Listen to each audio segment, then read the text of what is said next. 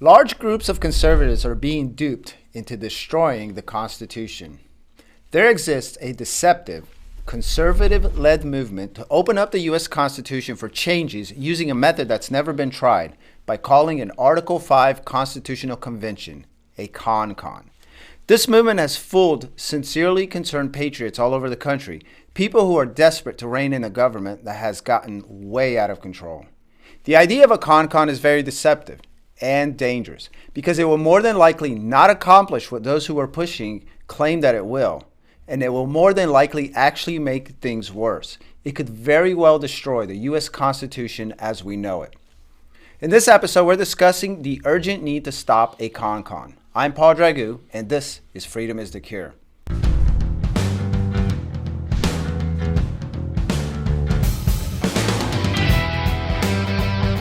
The threat of a con-con is not the sort of thing making regular media headlines, so you may have not heard of it. It's not an instant threat. This is something they've been working on for years, and it will likely take another couple of years if we don't stop it. It's also not the sort of thing that makes for catchy headlines. And it's not even a threat that all conservatives agree on as such, and this is a major problem. Nonetheless, if the plot to call a constitutional convention succeeds, the U.S. Constitution, which guards our most valued rights, from our Second Amendment to the state's ability to nullify unconstitutional federal laws, and even our First Amendment rights, can all be destroyed. A con-con would be for leftists the most perfect opportunity to do away with all the pesky aspects of our system, from the Electoral College to term limits to implementing term limits for Supreme Court judges.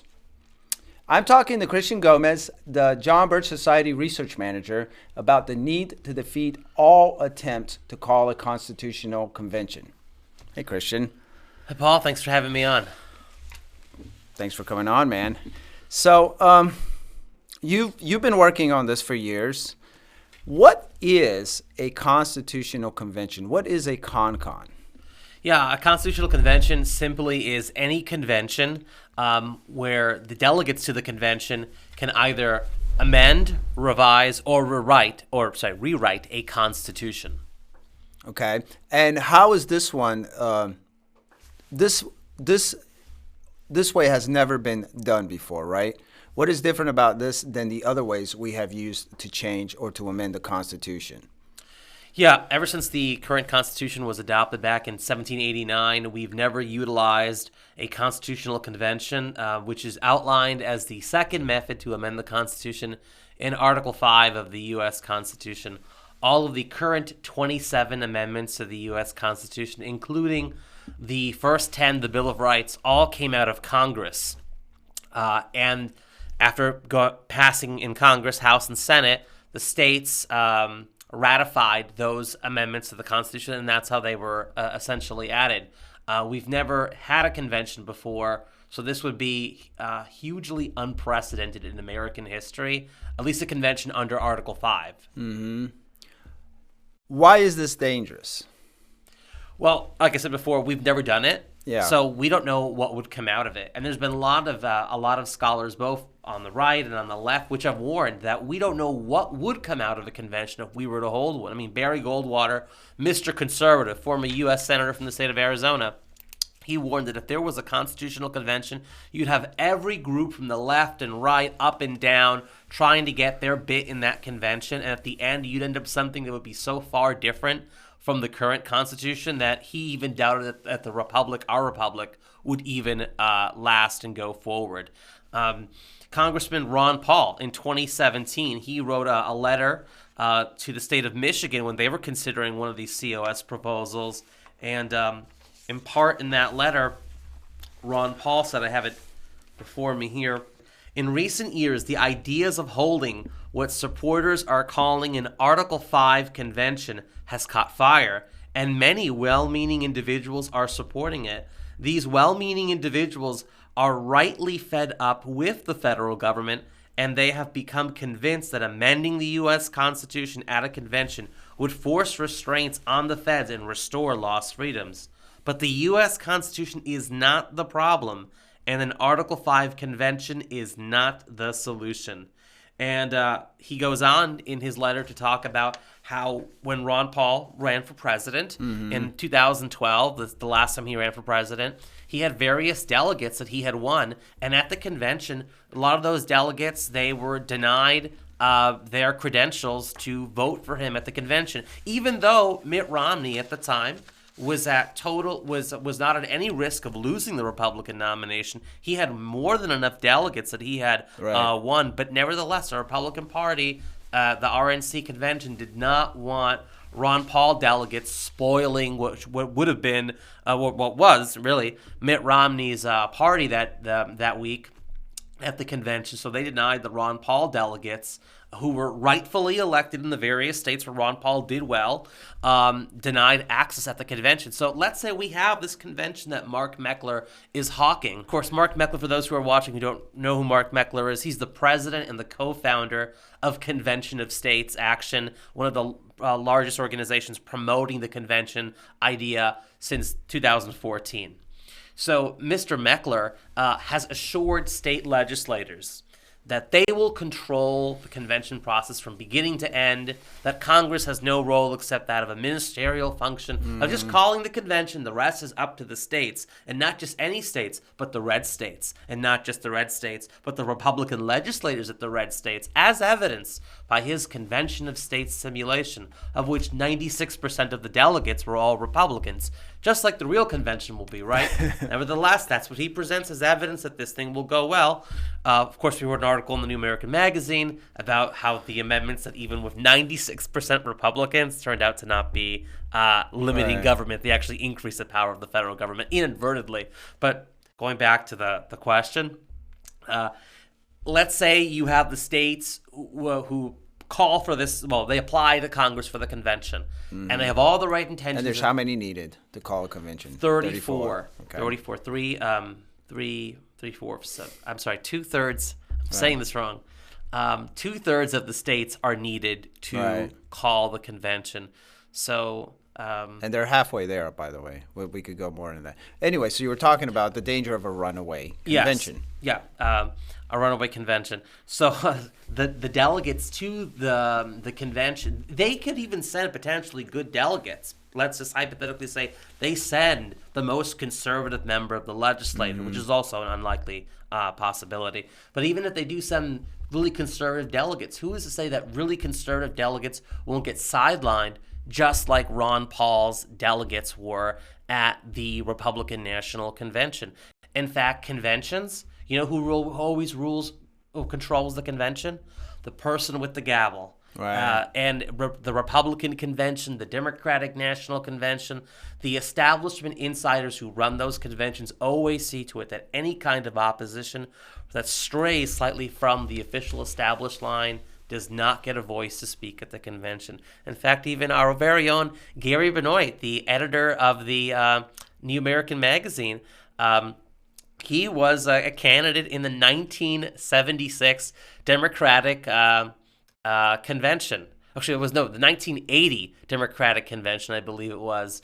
No, it was 1976. Actually, it was 1976. Somewhere around there. It was 76. He was a delegate supporting McGovern for the presidential nomination of the Democratic Party, and Gary Benoit was nominated as a vice presidential candidate, and he was asked to speak at the convention. Well, a delegate for him, a representative who nominated him, was going to speak, and their speech was intended to expose the Carter machine, how Carter was for big oil and was connected with the Trilateral Commission, the establishment.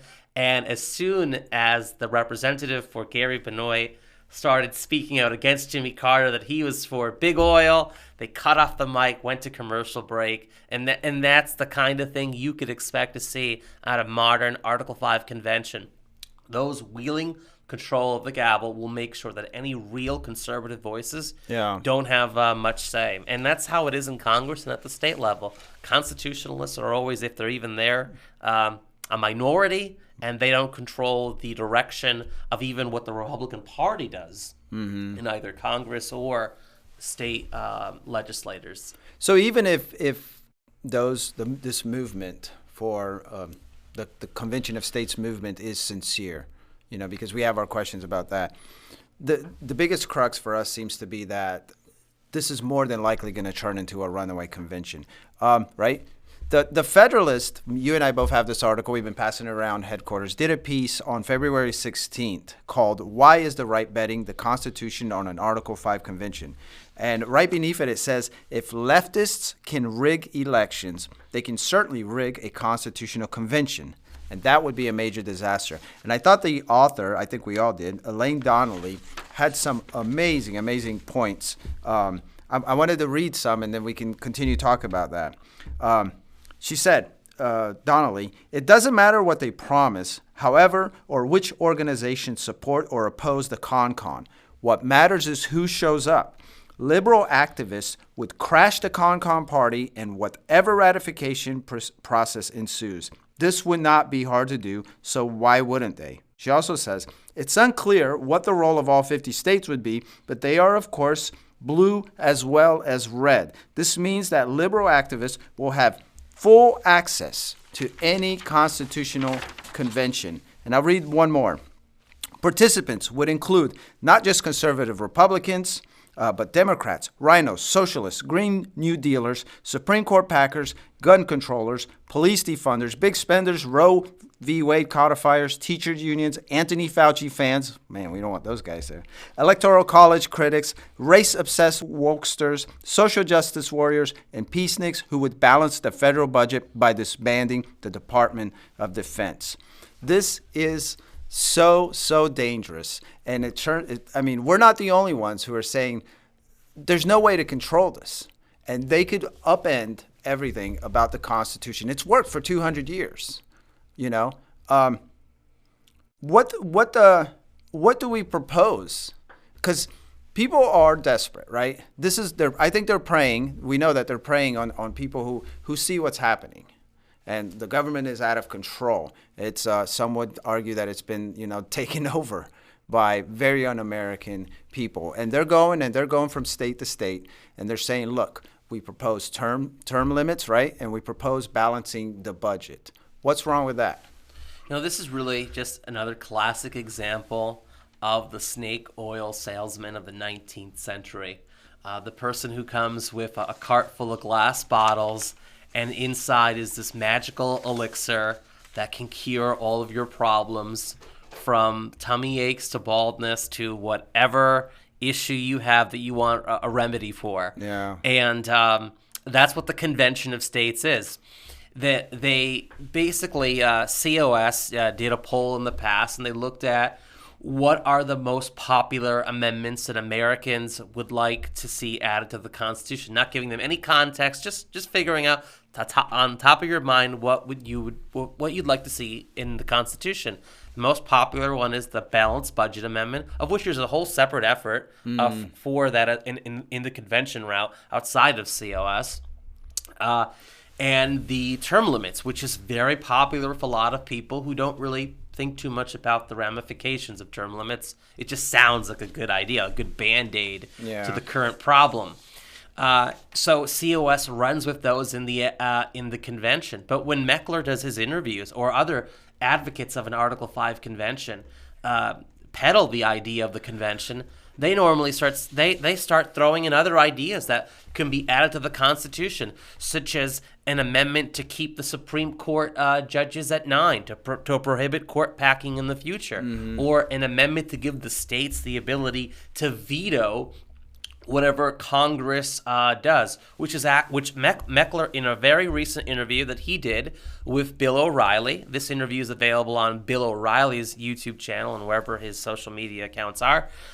He interviewed Meckler very, very recently. And in the interview, Meckler said he would love to see that come out of a convention. The amendment where a group of states, maybe like 3/5 of the states, something along those lines, could veto a legislation passed by Congress. Now, that may sound like a very good idea on the surface, but if you think about it, the Constitution already gives us something far better than that with the ability of one state. Article 6, which is the real answer, not Article 5, the idea of nullification or interposition, which is the concept that if the federal government passes a law that is not in pursuance to the U.S. Constitution, or they pass something that's clearly unconstitutional, The Congress passes it, the president signs it, and the courts don't complain about it.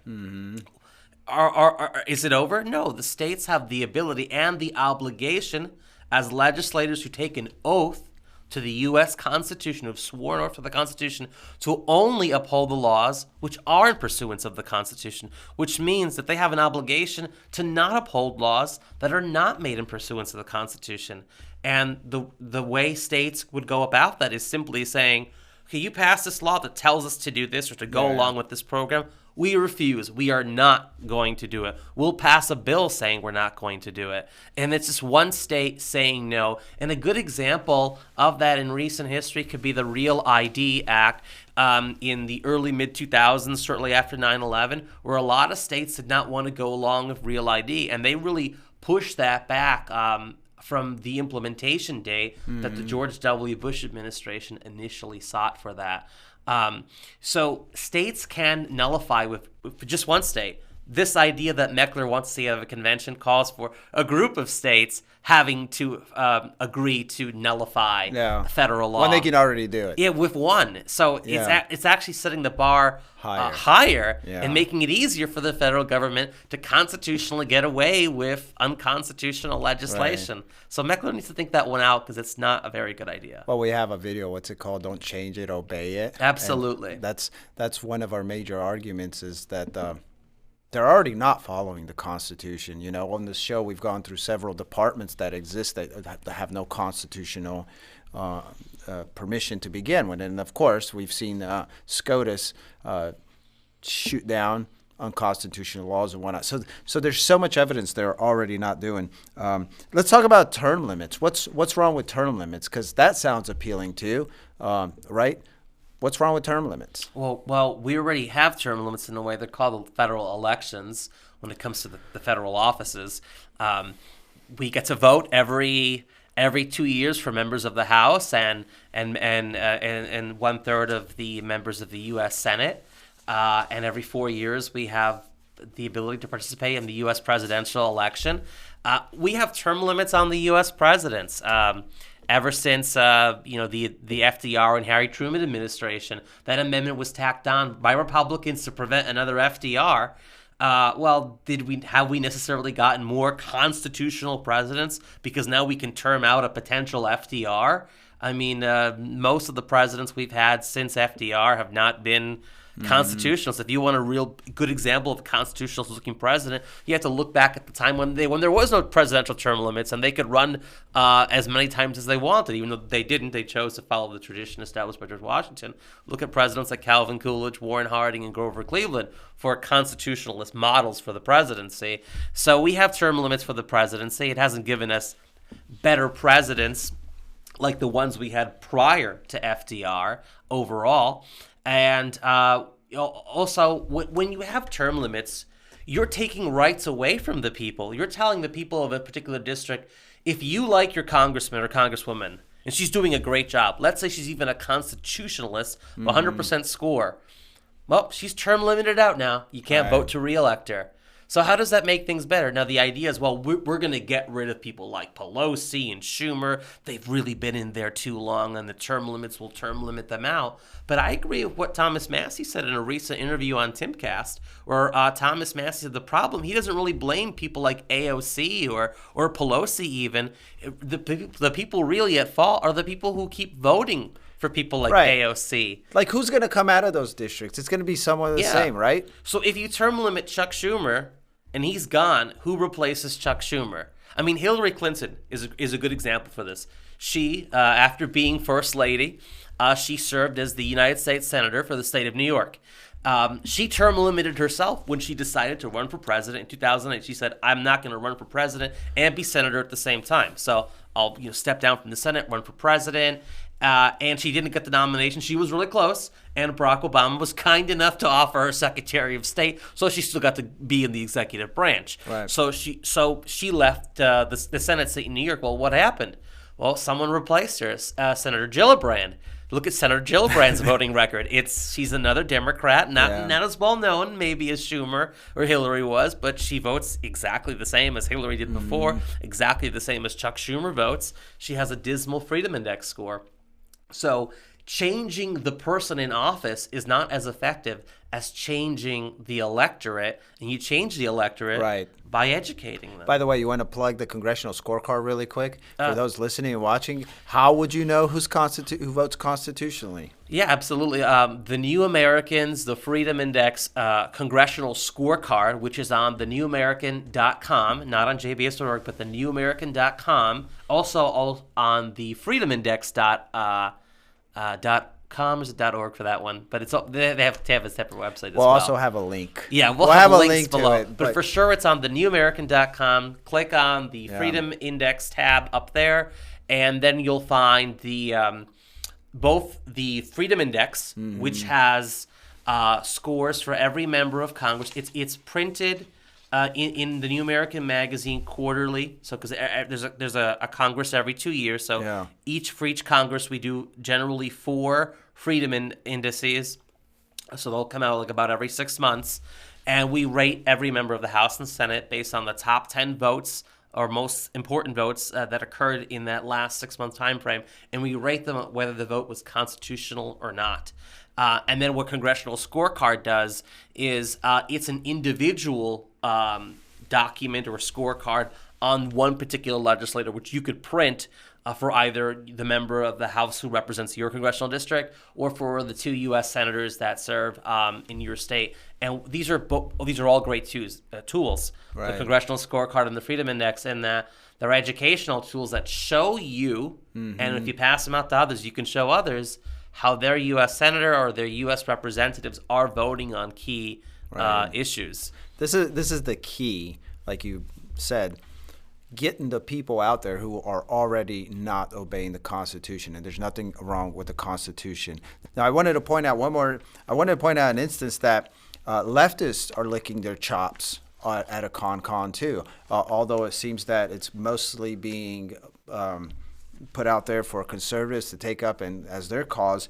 The Nation, one of the longest standing leftist magazines, wrote an article in 2017 advocating for a con.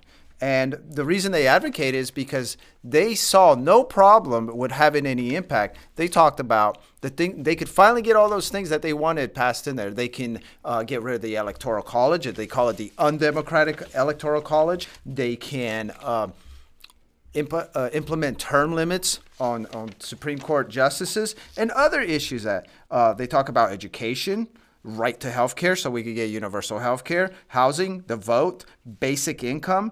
This is what they're looking at.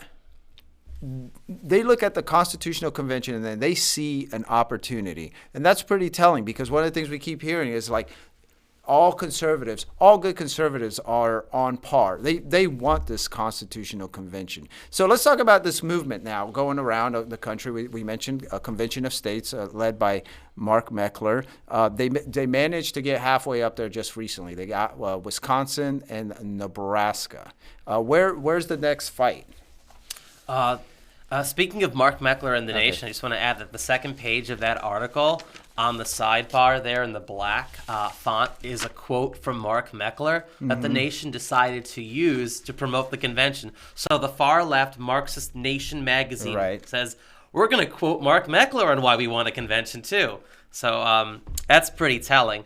The next state there's a few states in play. One of the key battleground states right now is the state of South Carolina. And there's others too, Kansas and others, but Iowa.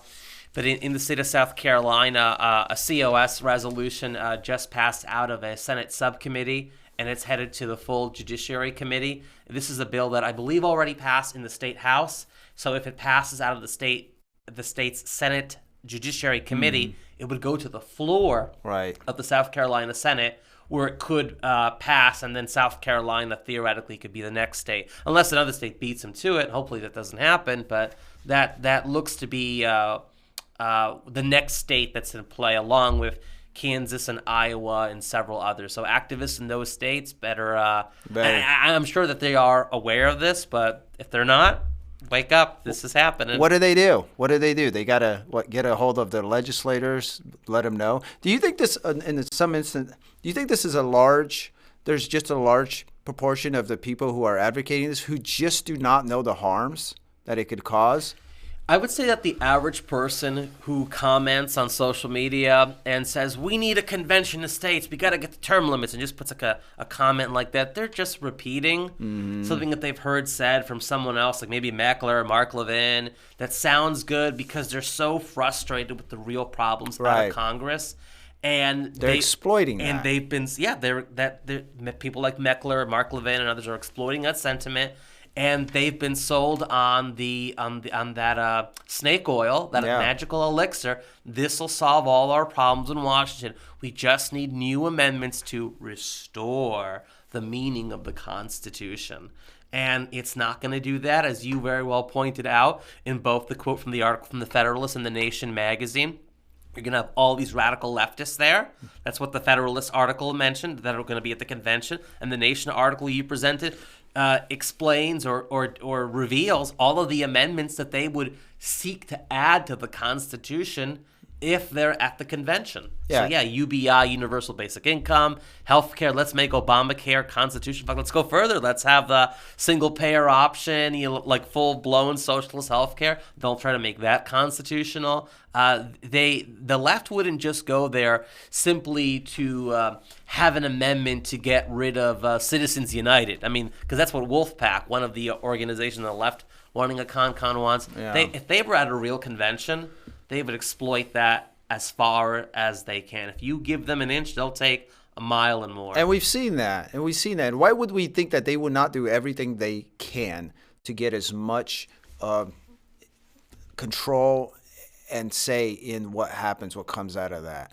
And that's really what would happen. So it's up to people who know the dangers of this to warn about it, to warn others. And then teach your legislator. It sounds a little, condescending because we're always like, educate your whatever, but I don't think they really do know. We have spoken to several legislators over time. The John Birch Society, you might want to go into that. We have been fighting this thing for a long time, and we have volunteers in every state going in there and warning about this. And what we find out is just that even the legislators, they don't know. They come with this sweet sounding pitch. And then when you start diving into it, they're like, oh, a lot of them have come to realize it's like, oh, no, this is not what we thought it was. This is all wrong.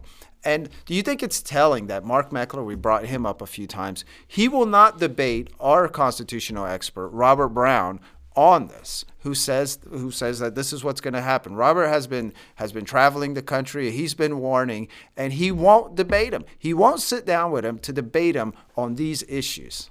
Yeah, it's very funny. Examining the hypocrisy out of Mark Meckler and COS. So after they got Wisconsin, they then quickly got Nebraska, became state number 17, just within days of getting Wisconsin, which was state number 16. And then they thought they were going to get state number 18 in South Dakota. They were sure that they had the votes or were close to getting the votes they needed.